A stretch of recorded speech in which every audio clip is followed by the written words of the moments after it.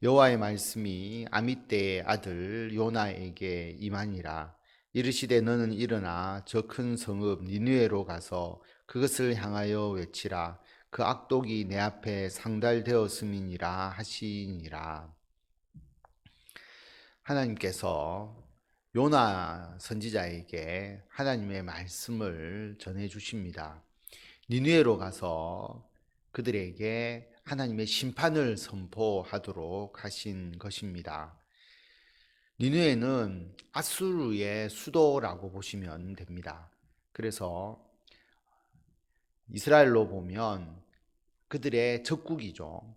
그들의 적과 같은 그런 나라에 복음을 전하러 가서 그들을 회개시켜야 하는 것이 요나에게 주신 하나님의 명령입니다. 그 명령을 듣기가 싫은 거죠. 자신의 적국인 아수르 그리고 그 니누에로 가서 하나님의 말씀을 전하기가 싫었습니다. 그래서 하나님의 말씀을 거부하고 요나가 도망가게 됩니다.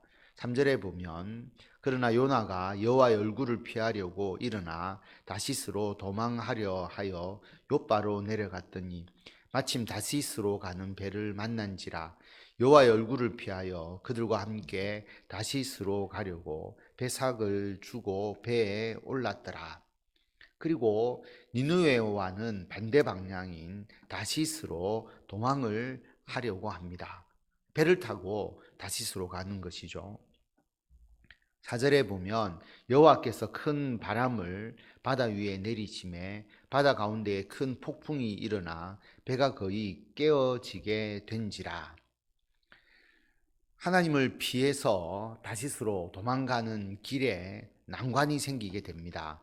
하나님께서 큰 바람을 바다 위에 내리셨다라고 하는 겁니다. 그러니까 폭풍이 일어나죠. 큰 폭풍이 일어나서 배가 깨어질 정도로 큰 지금 위기 상황에 봉착을 했습니다. 사공들이 두려워하여 각각 자기의 신을 부르고 또 배를 가볍게 하려고 그 가운데 물건들을 바다에 던지니라.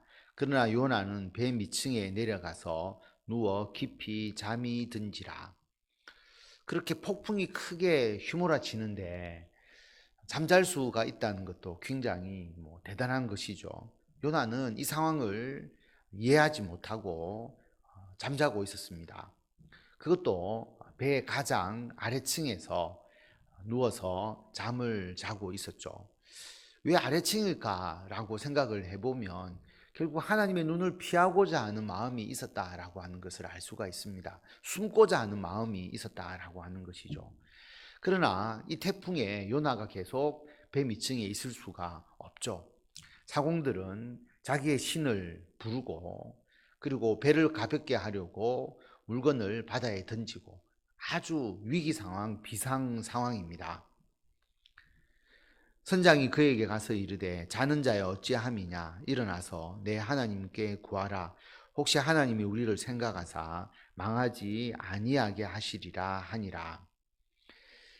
하나님을 믿어서 요나를 깨워서 하나님께 부탁하라 한 게 아니고 지금 상황은 모든 사람이 자기의 신들을 찾고 신들의 도움을 받아서 이 위기를 벗어나려고 하는 가운데 있기 때문에 요나도 깨워서 자신의 신에게 구하라라고 하는 그런 의미로 볼 수 있습니다.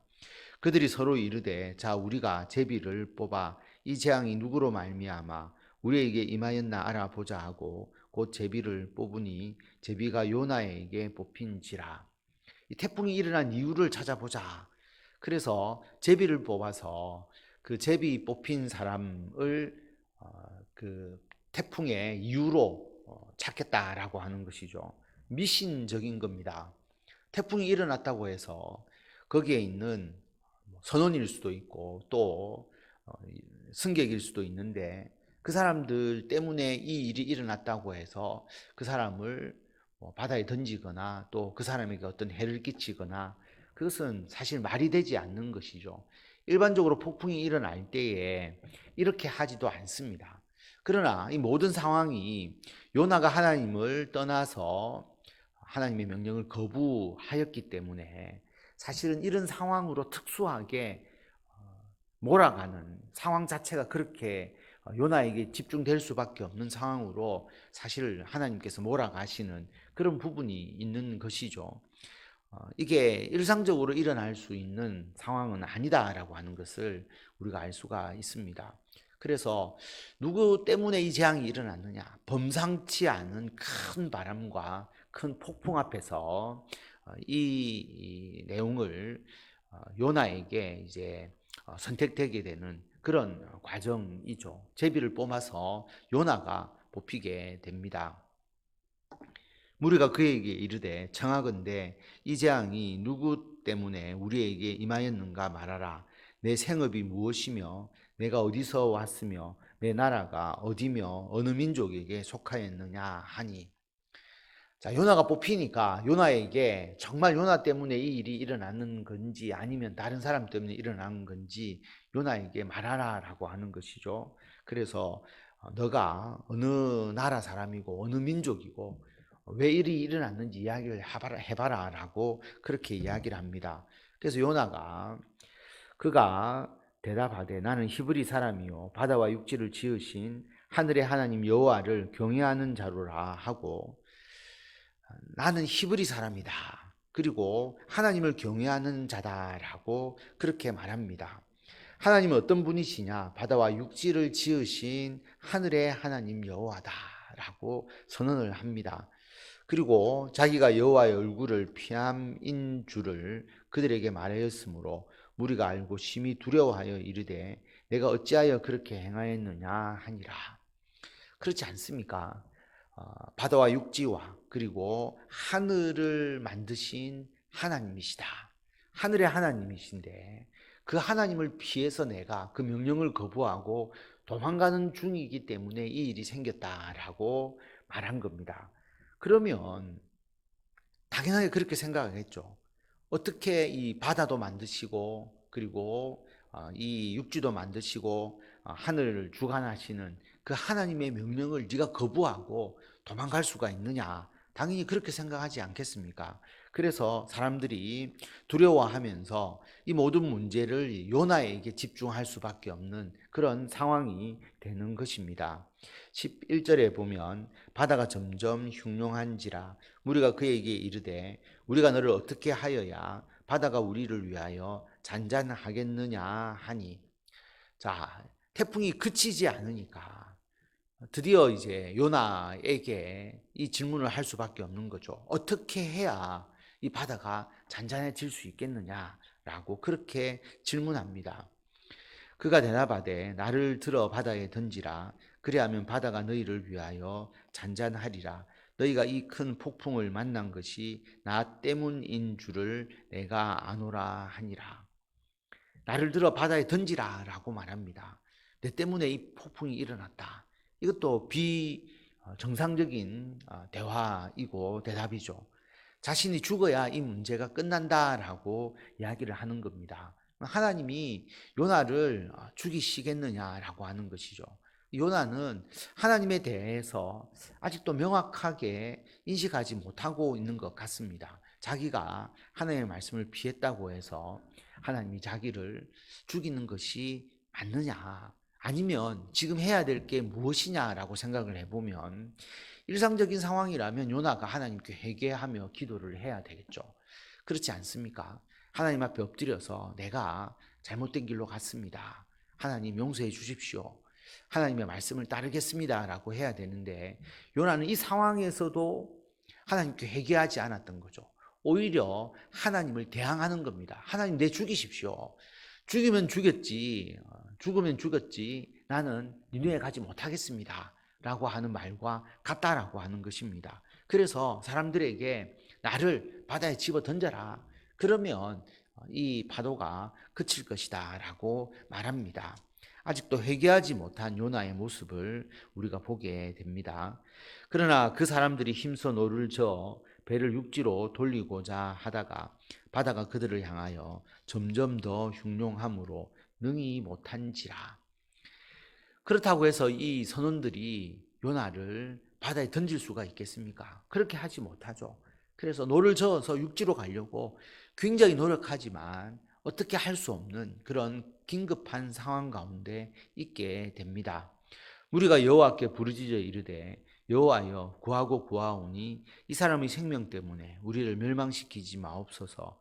무죄한 피를 우리에게 돌리지 마옵소서. 주 여호와께서는 주의 뜻대로 행하심이니이다 하고, 오히려 처음 하나님을 믿은, 하나님을 알게 된 사람들이 오히려 이 상황에서 하나님께 기도하죠. 하나님, 우리가 어쩔 수 없어서 이 요나를 바다에 던질 수밖에 없는데 우리에게 그 피를 돌리지 마십시오라고 말합니다.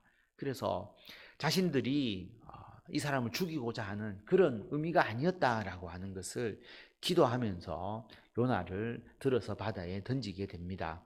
15절에 보면 요나를 들어 바다에 던짐에 바다가 뛰노는 것이 곧 그친지라. 요나가 바다에 들어가고 난 이후에 태풍이 잔잔해집니다. 결국 이 태풍은 요나를 향한 하나님의 손길임을 알 수가 있습니다. 그리고 요나가 바다에 던져지는 것 외에는 실질적으로 어떠한 사람의 피해도 없었다라고 하는 것이죠. 16절에 보면 그 사람들이 여호와를 크게 두려워하여 여호와께 제물을 드리고 서원을 하였더라.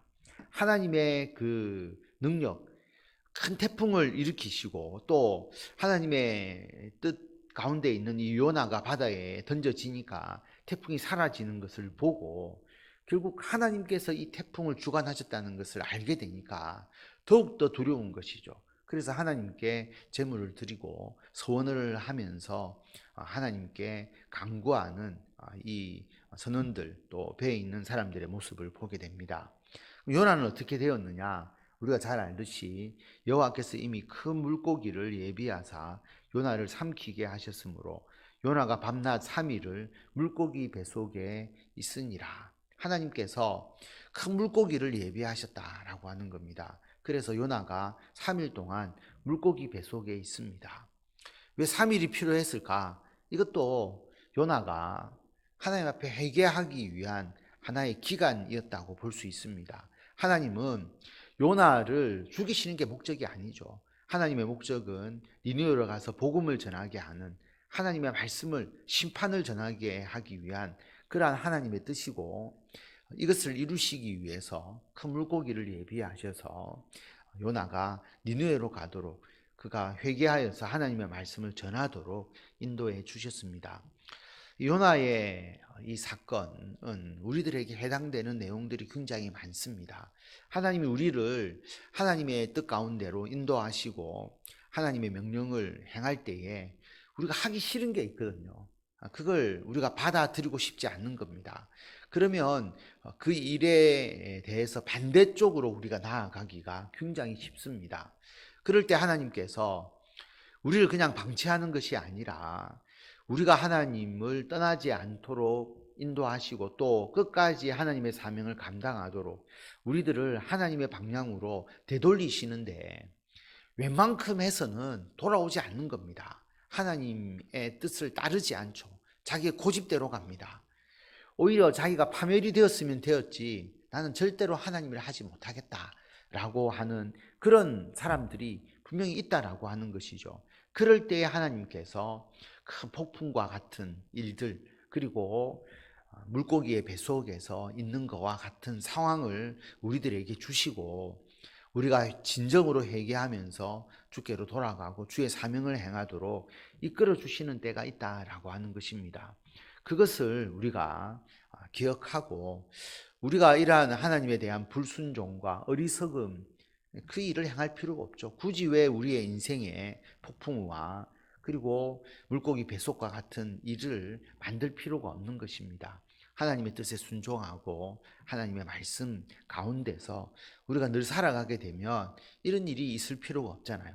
그래서 우리는 새롭게 한 주간을 시작하면서 하나님의 뜻, 하나님의 계획, 하나님께서 우리를 인도하시는 그 손길에 우리들의 삶을 맡기고 하나님의 영광을 위하여 귀하게 쓰임받는 우리 모든 성도 여러분들이 다 되시기를 바랍니다.